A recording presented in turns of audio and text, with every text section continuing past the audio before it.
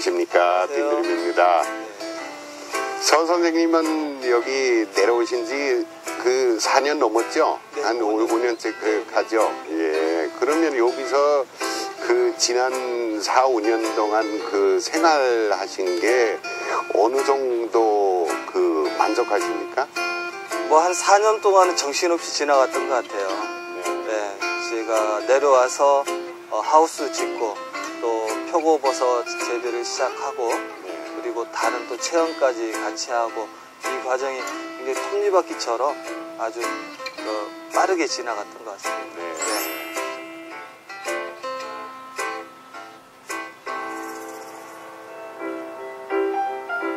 순천시 서면의 물 맑고 공기도 맑은 농장. 아담한 하우스 안에 농부 서인승 씨의 꿈이 자라고 있습니다.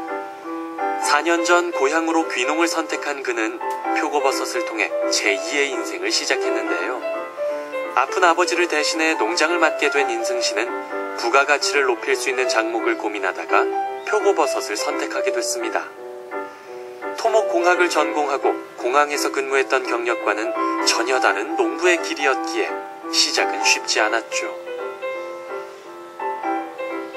야, 표고버섯이 이렇게 잘생기고 먹음직스럽게 보이는데 직접 먹고 싶은데 이제 그냥 먹어도 됩니까? 예, 그냥 먹어도 됩니다. 깨끗하게 재배를 하기 때문에. 예. 네.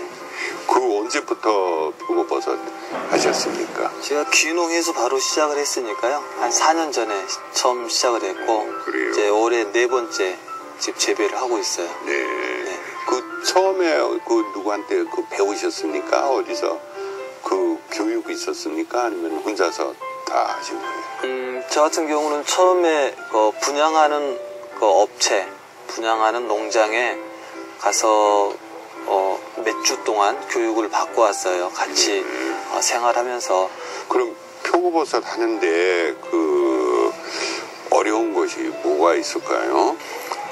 표고버섯은 재배하는데 상당히 힘이 많이 들어가요. 노동력이 많이 들어가고 보기에는 그냥 수확할 때 그냥 따는 것만 이렇게 사람들 보통 생각을 하는데 네. 관리하는 게 상당히 어렵고요. 이게 원목이 아니고 톱밥 배지로 해서 재배를 하기 때문에 굉장히 예민하고 민감해요. 얘들이. 그래서 관리를 굉장히 세심하게 관리를 해줘야 되고요.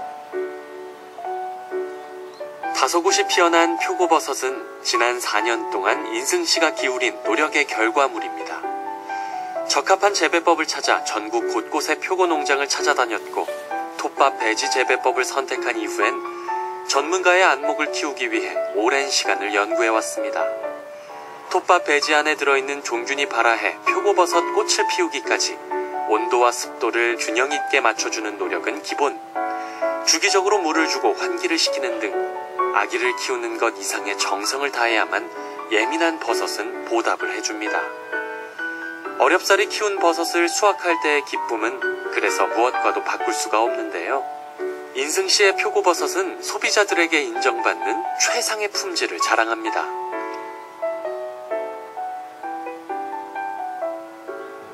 근데 보통 딴 데 보면은 나무 토막에다가 균을 넣는 것 같은데 선생님은 다른 방법으로 하시는가 보죠? 네네.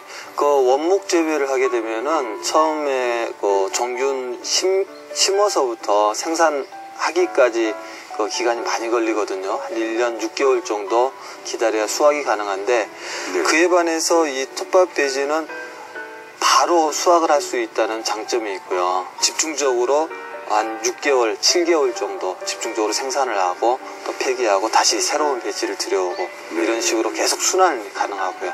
그러면은 이렇게 버섯 길러시다가 어떻게 잘못돼 가지고 완전히 다 망치는 그런 경우도 있어요? 이제 그런 경우도 있어요. 버섯은 처음에 들어올 때 배치 상태가 좋아야 되는데 처음에 들어올 때는 그 상태를 확인할 수가 없어요. 초보자 입장에서. 네. 그래서 하다 보면은 이게 일주기 생산 끝나고 거의 폐기 처분해야 될 정도 이런 경우도 나오고요. 네. 그다음에 1년 농사를 막 지어도 원가밖에 안 나오는 거죠. 네. 그런 경우도 있고 저 같은 경우도 2년 차에 네, 그런 경우가 있었고요. 네. 조용하던 농장에 귀여운 꼬마 손님들이 방문했습니다. 표고버섯 농사를 안정적인 궤도에 올려놓은 후 인승 씨는 새로운 도전을 시작했는데요. 귀여운 꼬마 친구들에게 농산물의 가치를 알려주고 친근하게 느끼도록 하는 것이 그의 바람입니다. 농장을 찾아온 아이들은 표고버섯 수확을 비롯해서 다채로운 경험을 하게 되는데요. 시작한 첫 해에 1000여 명의 아이들이 찾아오는 성과를 거둔 걸 보면 그의 프로그램엔 뭔가 특별한 것이 있나 봅니다. 선생님 체험학습도 하시죠? 네네. 주로 누구 대상으로 또 무엇을 체험학습하십니까? 저는 체험학습을 주로 유치원 그리고 초등학생들 위주로 네. 이렇게 구성을 했고요. 오시면은 이제 그 농촌 체험에 대해서 기본적으로 하실 수 있고 또 농촌과 예술이 만나는 그런 정점이 되고 싶어서 샌드아트 체험까지 같이 체험해 볼 수 있고요. 그리고 아이들이 오면은 저희들 그 농장의 특징이 자원에 낭비되는 거 없이 순환되는 그런 시스템이거든요.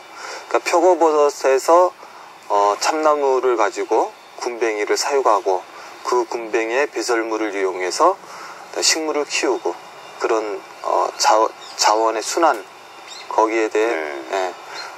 교육에 초점을 좀 맞추고 있습니다. 네. 일상 속의 특별함을 꿈꾸는 인승 씨. 그는 농장을 찾아오는 아이들에게 뭔가 색다른 경험을 선물하고 싶었습니다. 그래서 선택한 것이 샌드아트였죠. 모래가 주는 부드러운 촉감, 무엇이든 구현할 수 있는 장르의 특성이 그를 매료시켰고 아이들에게 정서적으로 좋은 영향을 끼칠 거란 확신이 들자 그는 독학으로 샌드아트를 정복했습니다.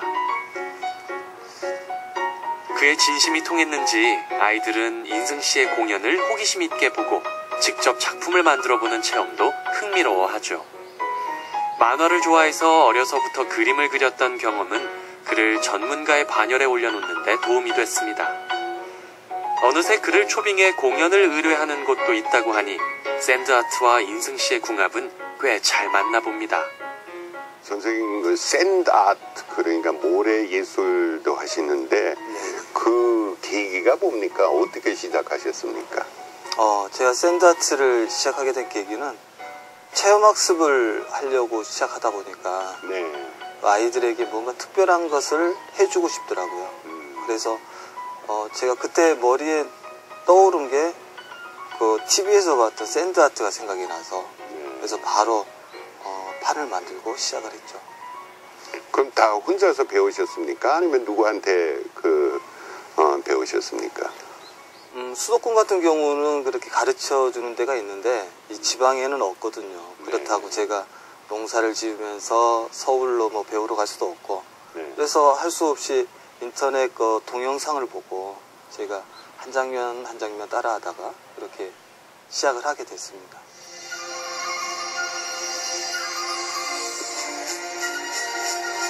샌드아트 농부 서인승 씨가 직접 스토리를 만든 작품 순천은 농장을 찾아오는 어린 친구들에게 전하는 그의 마음입니다.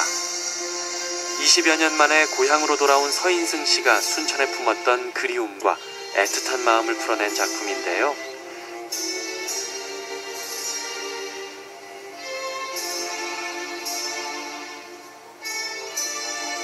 아름다웠던 순천의 옛 풍경과 환경 파괴로 씨름하던 순천 동천의 모습을 보여주고 인간의 노력으로 되살려낸 맑은 순천의 현재를 차례로 다뤘습니다.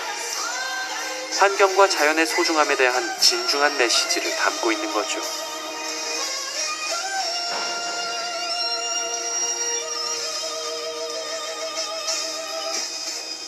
그 순천의 그 모습을 어떻게 보여주시고 어떻게 애들한테 설명하시는데 한번 좀 얘기 좀 해주세요.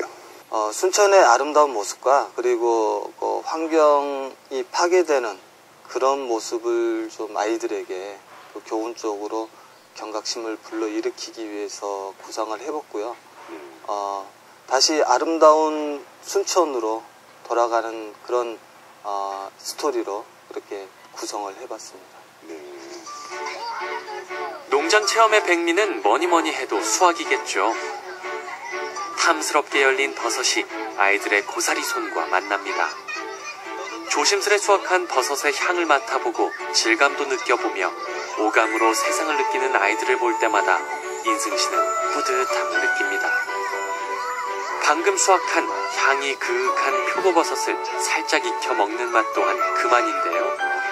버섯을 싫어했던 아이들도 특별한 경험을 통해 버섯에 관심을 갖게 되는 경우가 종종 있다는군요. 그 아이들한테 가르치고 싶은 것이 특별한 거 있습니까? 제가 아이들에게 알려주고 싶은 건 환경에 대한 중요성이에요.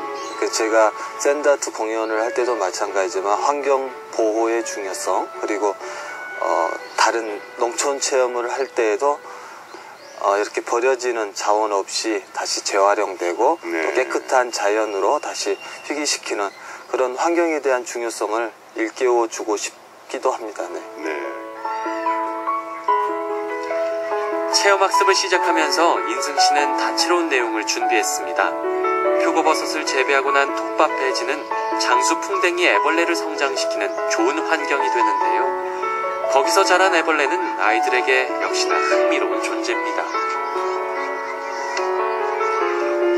화분에 작은 식물을 심어보는 것으로 끝나는 농장의 하루 체험.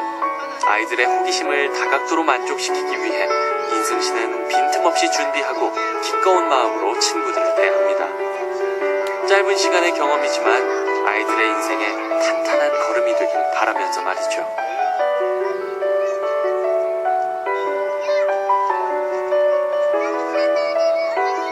벌써 많은 일을 벌려나셨습니다. 뭐 체험도 하시고 표고도 하시고 그 이술까지 활동을 하시는데 앞으로의 계획은 뭐가 있을까요? 앞으로 계획은 제가 일단은 농부니까요. 농부니까 깨끗하고 그다음에 맛있는 먹거리를 제공하는 게 우선 제 일이고 그다음에 우리 자라나는 아이들에게 또 좀 더 즐겁고 유쾌하고 재미있는 체험을 제공해 줘야 되겠고요. 그리고 개인적으로는 제가 이렇게 샌드아트 공연도 하고 있으니까 좀 더 공연 기회를 많이 갖는 것도 제 바람이 되고요.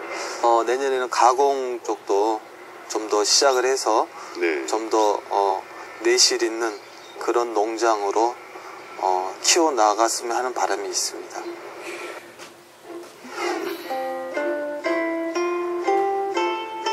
꿈은 사람을 변화시키고 그 꿈이 모인 세상은 조금 더 아름다워질 겁니다.